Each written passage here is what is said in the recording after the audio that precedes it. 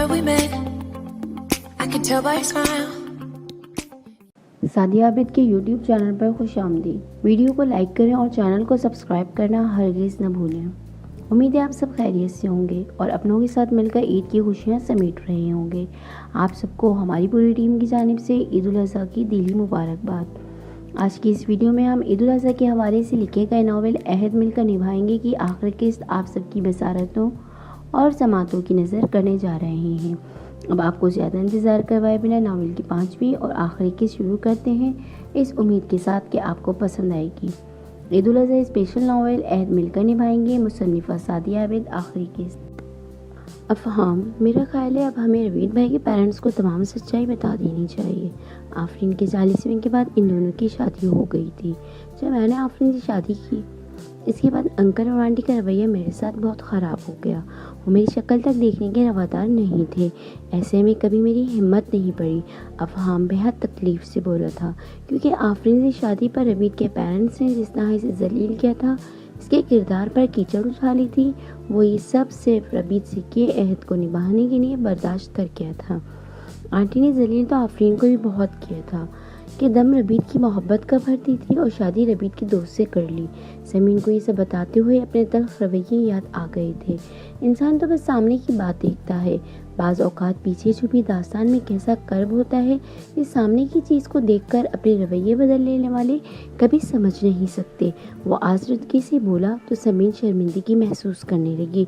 आफरीन ने कोई गुनाह नहीं किया था जिसको छुपाने को मैंने इसे शादी की। इसे शादी रवीद के ना होने की वजह से की, क्योंकि रवीद जिस तरह आफरीन के ढाल बन सकता था, वो मामला ही ख़त्म हो गया था। लोगों को ये बात पता चलती कि आफरीन प्रेग्नेंट है तो आफरीन के किरदार पर कीचड़ लाजमी उछलती और इसके किरदार को उजला जिस तरह रवीद कर सकता था, आफरीन खुद भी साबित नहीं कर सकती थी। ऐसे में हमारी शादी ही बेहतर हल थी। मैंने सोचा था शादी के बाद रवीद के पेरेंट्स को बता दूंगा, लेकिन इनके तल्ख रवैये ने हिम्मत तोड़ दी। वो पहली दफ़ा समीन से रवीद और आफरीन की शादी और इसके बाद के हालात पर बात कर रहा था। अफ़हाम, वक्त बहुत बीत गया है, अब तो आफरीन भी नहीं रही। अंकल आंटी से अब हकीकत छुपानी नहीं चाहिए, क्योंकि बासित और निशात इनका खून है, रवीद भाई की आखिरी निशानी। अंकल आंटी रवीद भाई के जाने के बाद बहुत तन्हा हो गए हैं। बासित की शक्ल में अंकल आंटी को रवीद भाई के औलाद इनका वारिस मिल जाएगा। समीन जो काफ़ी दिन से सोच रही थी, इससे कह गई थी, जिस बात पर पर्दा पड़ गया है इसे खोलकर क्यों जाने वालों की किरदार कशी की जाए। ये मत भूलो कि निकाह के पेपर्स ताहाल नहीं मिले। वो अब हकीकत खुलने से डरता था, क्योंकि जिस तरह का सबने इसके साथ रवैया रखा था, इसे किसी से अच्छे की उम्मीद ही नहीं रह गई थी। दुनिया का बताने का मैं कब कह रही हूँ, सिर्फ अंकल आंटी को बताएंगे। बासित और निशात इनके पोता पोती हैं, ये बात इन्हें पता चलेगी तो वो खुश होंगे। समीन अपनी बात पर डटी हुई थी।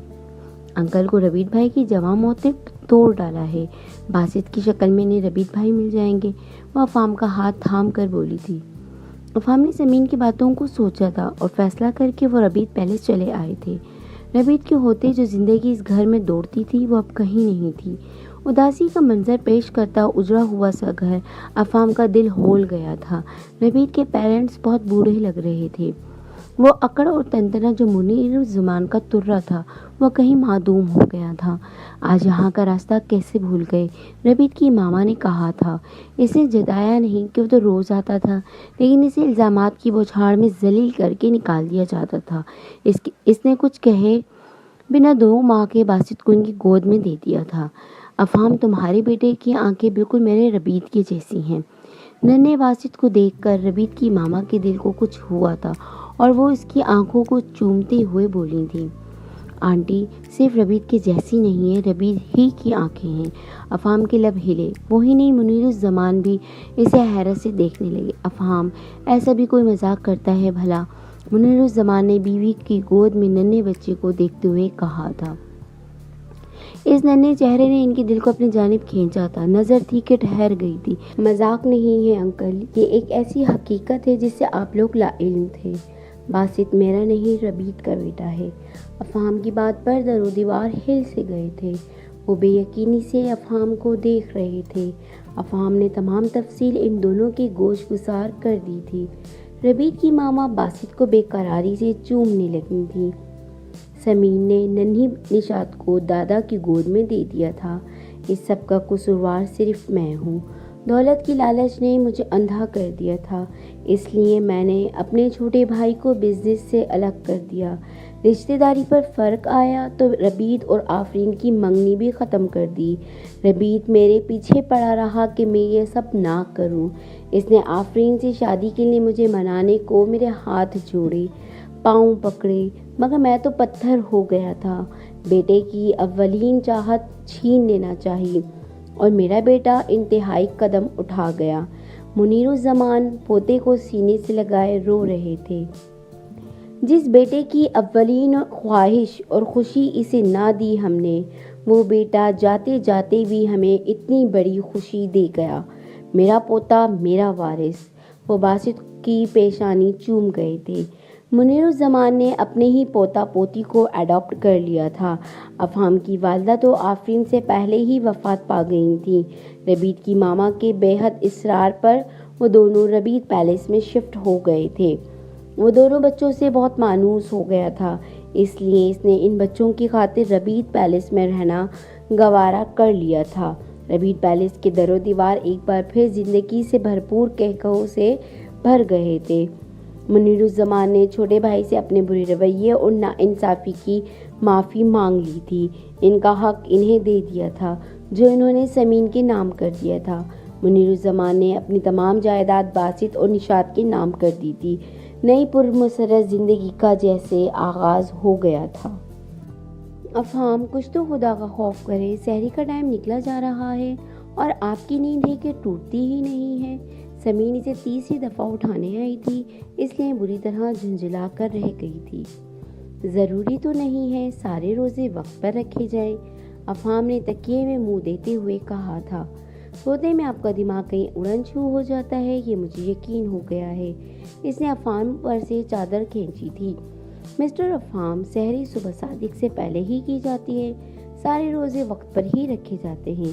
آپ کا روزے کی نیت کیا افطاری میں کرنے کا ارادہ ہے؟ وہ اس کو اٹھتے نہ دیکھ کر تیکھے چتونوں سے گھورتی بڑبڑائی تھی۔ اسے چڑھتے دیکھ وہ مسکراتا ہوا اٹھ کر بیٹھ گیا تھا۔ سمین، ابھی تو صرف 2:30 بجے ہیں، اتنی جلدی اٹھانے کی کیا تک تھی؟ وہ غصے سے کہتا ہوا ڈائننگ ہال میں داخل ہوا تھا۔ وہ تو سحری کے لیے صرف 20 منٹ پہلے جاگتا تھا، اور کہاں ابھی 2 گھنٹے باقی تھے۔ آپ جناب کو بھول گیا ہے کہ باسط اور نشاط آج پہلا روزہ رکھیں گے، وہ مصروف سے انداز میں بولی تھی۔ کبھی اتنے پیار اور جان فشانی سے بچوں کے ابا کے لیے تو سحری نہیں بنائی، آج بڑی محنت ہو رہی ہے، اس نے شکوہ کیا تھا، اور اس کے منہ بنانے پر ربیع کی ماما ہنس دی تھی، جبکہ وہ اسے گھور کر رہ گئی تھی۔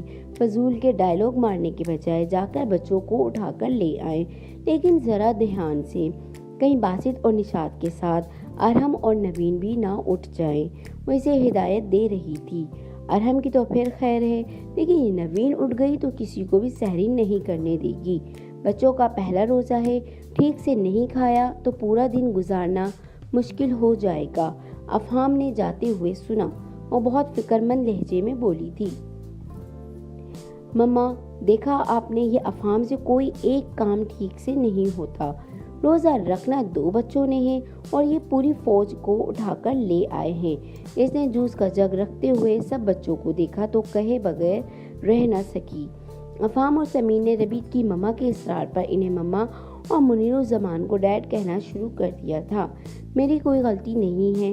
باسط کو جگایا تو ارحم اٹھ گیا، اور نشاط کے جاگنے سے پہلے ہی نوین اٹھ بیٹھی۔ وہ بیچارگی سے بولا تھا، ان لوگوں نے سحری میں بہت اہتمام کیا ہوا تھا اور وہ چاروں خود کھا کم رہے تھے، زیادہ دھیان ان دونوں بچوں کی طرف تھا۔ باسط اور نشاط بیٹا، اب آپ دونوں نے مغرب کی اذان سے پہلے کچھ نہیں کھانا پینا، ورنہ روزہ ٹوٹ جائے گا اور گناہ ملے گا۔ اسے دونوں بچوں کو روزے کی نیت کرواتے ہوئے ہدایت دینا ضروری سمجھا تھا۔ مما، اگر بھائی اور آپی کو بھوک لگی تو، یہ 6 سالہ نوین تھی، بھوک لگے تب بھی کچھ نہیں کھاتے۔ روزے کا مطلب ہوتا ہے اللہ کے لیے بھوک برداشت کرنا اور صبر کرنا، ربیع کی مما بولی تھیں۔ دادو، یہ صبر کیا ہوتا ہے؟ 9 سالہ ارحم نے معصومیت سے پوچھا تھا۔ بیٹا، صبر یہ ہوتا ہے کہ جب ہماری کوئی چیز کھو جائے تو ہم رونے کے بجائے سکون سے بیٹھ جائیں اور امید رکھیں کہ اللہ ہمیں اس سے بھی اچھی چیز دے گا۔ وہ بہت نرمی سے ہی بولی تھی۔ روزے میں صبر کا یہ مطلب ہوتا ہے کہ ہمارے سامنے دنیا بھر کی نعمتیں رکھی ہوں، لیکن ہم اللہ کی خوشنودی کے لیے کچھ نہ کھائیں پئیں اور اذان ہونے تک اپنی پسندیدہ چیزوں سے خود کو روکے رکھیں۔ چاروں بچے غور سے ان کی بات سن رہے تھے۔ سمین نے افطار پارٹی کے انتظامات کے دوران دونوں بچوں پر کڑی نظر رکھی تھی۔ نشاط نے گھر پر دادی کے ساتھ نماز پڑھی تھی، جبکہ باسط اور ارحم دادا کے ساتھ مسجد گئے تھے۔ عصر کی اذان سے پہلے ہی مہمان آنا شروع ہو گئے تھے۔ سفید شلوار قمیض میں گلے میں پھولوں کا ہار پہنے باسط کو دیکھ کر ان دونوں میاں بیوی کو اپنا بیٹا ربیع الزمان یاد آ گیا تھا۔ باسط میں ربیع کی بہت زیادہ شباہت تھی۔ اسے دیکھ کر منیر الزمان خود کو توانا محسوس کرتے تھے۔ منیر، جب ہمارے ربیع نے پہلا روزہ رکھا تھا ایسا ہی معصوم لگ رہا تھا۔ باسط کو دیکھتے ہوئے ربیع کی ماما نم لہجے میں بولی تھی۔ منیر الزمان نے دل ہی دل میں بیوی کی بات کی تائید کی تھی، لیکن لب سے اظہار نہیں کیا تھا۔ اللہ ہمارے بچوں کو سدا ہنستا مسکراتا رکھے۔ ربیع کی ماما کے دل سے دعا نکلی تھی۔ مغرب کی اذان کے ساتھ ہی سب نے روزہ کھولا تھا۔ 2 سے 3 روزوں کے بعد عید متوقع تھی۔ سمین نے سب کی عید کی شاپنگ پہلے ہی عشرے میں کر لی تھی۔ اب زیادہ وقت عبادت میں صرف کرتی تھی، جس میں وہ بچوں کو ساتھ رکھتی تھی۔ عید کا دن بہت سی خوشیاں اور ان گنت یادیں دیتا گزر گیا تھا۔ سمین، بچے ماشاءاللہ 11 سال کے ہو گئے ہیں۔ میں چاہتا ہوں کہ اب بچوں کو حقیقت بتا دی جائے۔ سمین بے طرح چونک اٹھی تھی۔ ایسا کبھی نہیں کریں گے ہم افہام، اس طرح بچوں کی شخصیت پر برا اثر پڑے گا۔ ابھی چاروں بچے آپس میں کتنا گھل مل کے محبت سے رہتے ہیں۔ انہیں پتہ لگے گا کہ یہ سگے بھائی بہن نہیں ہیں تو ان کے درمیان فاصلے آ جائیں گے، اور میں یہ ہرگز برداشت نہیں کروں گی۔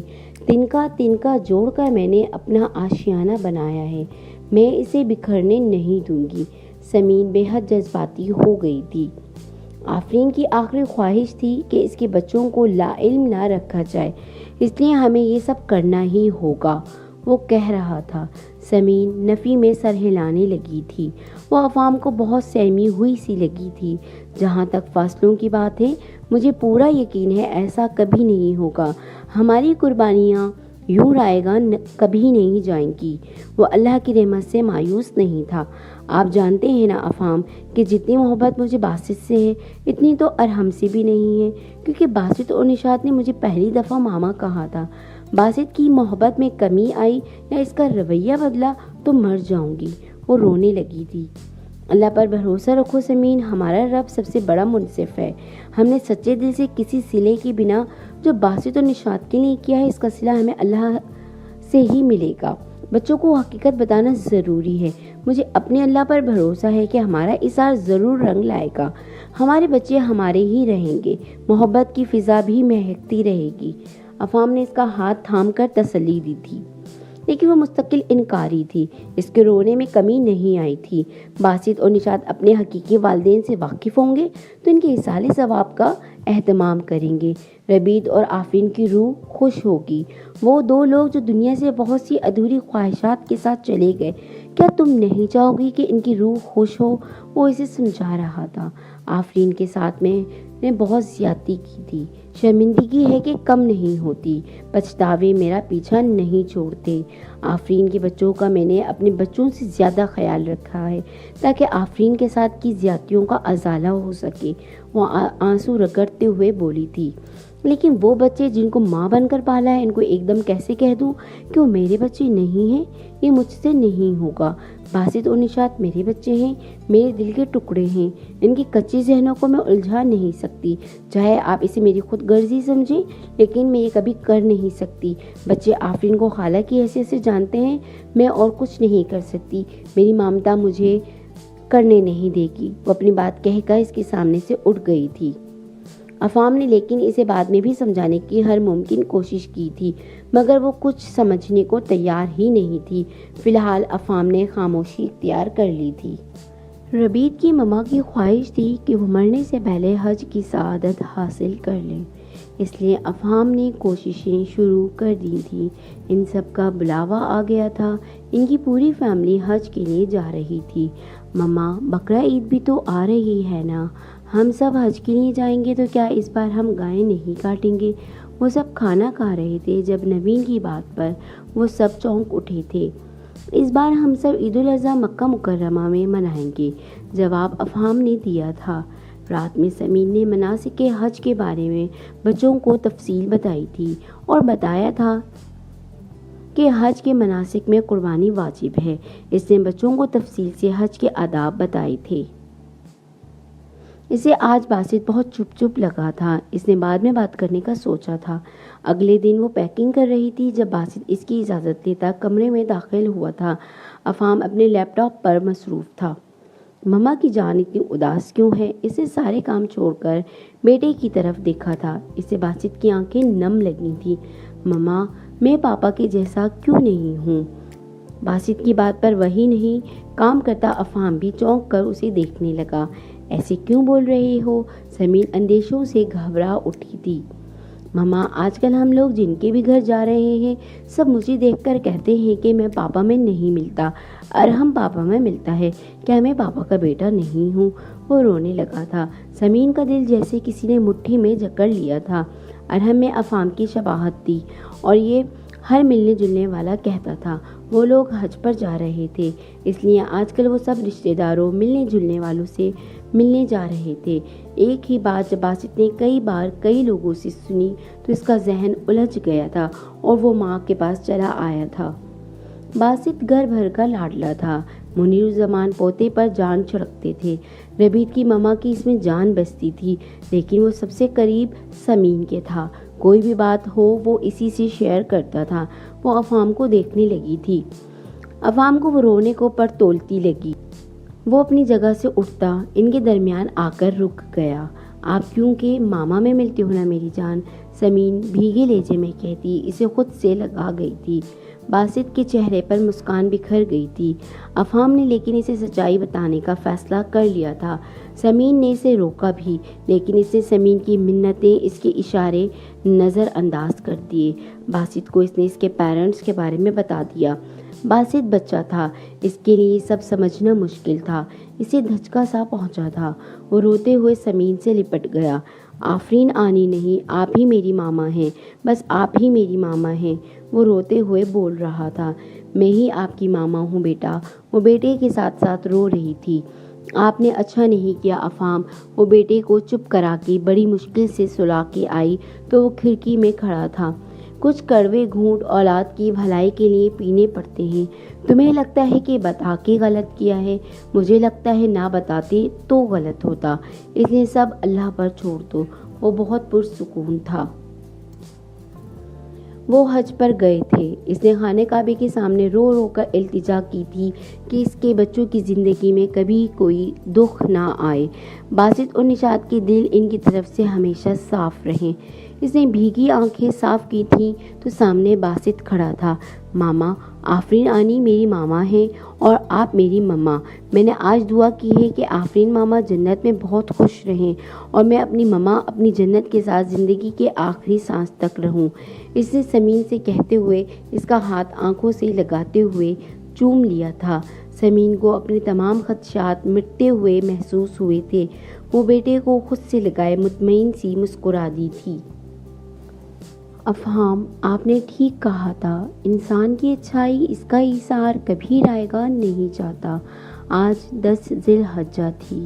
وہ لوگ قربانی کا فریضہ انجام دے کر کچھ دیر پہلے ہی ہوٹل پہنچے تھے جہاں ان کا قیام تھا۔ بچے آپس میں گلے ملتے ایک دوسرے کو عید الاضحیٰ کی مبارکباد دے رہے تھے۔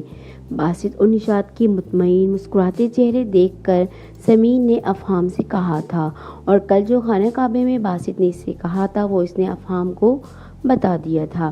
जिसे सुनकर अफहाम के चेहरे पर इत्मीनान फैल गया था। इसे ज़मीन को बताया कि तवाफ़ के दौरान इसे रबीतुज़्ज़मान नज़र आए थे।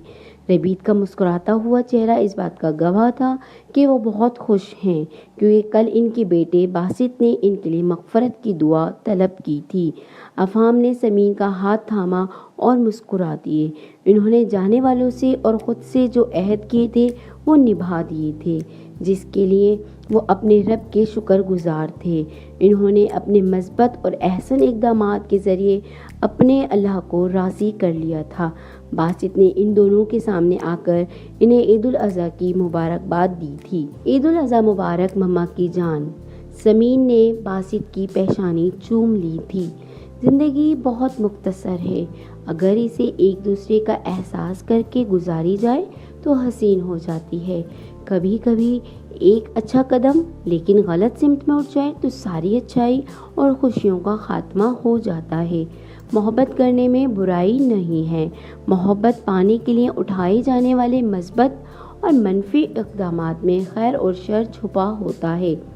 इसलिए मोहब्बत करें, ज़रूर करें, मगर अपनी माशरती रिवायात और शरई तकाज़ों को चैलेंज ना करें।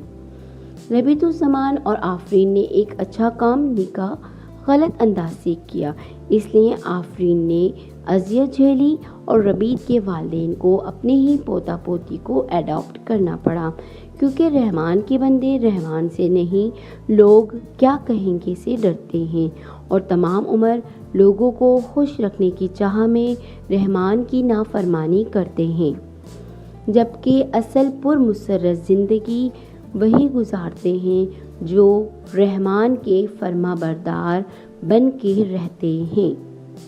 ख़त्म शुद। ईद उल अज़हा स्पेशल नावल अहद मिलकर निभाएंगे इख्तिताम पजीर हुआ। उम्मीद करते हैं आपको हमारी ये काविश पसंद आई होगी। हमारी जानिब से एक दफ़ा फिर ईद उल अज़हा की दिली मुबारकबाद। नावल और वीडियो से मुताल्लिक अपना फीडबैक कमेंट बॉक्स में ज़रूर दें। ईद उल अज़हा स्पेशल में सादिया आबिद के नए नावल के साथ बहुत जल्द हाजिर होंगे। जाते जाते हमारी वही पुरानी दरख्वास्त दुआओं में याद रखें और हमारे चैनल को सब्सक्राइब करें ताकि हमारी हर नई वीडियो आपको बर वक्त मिले।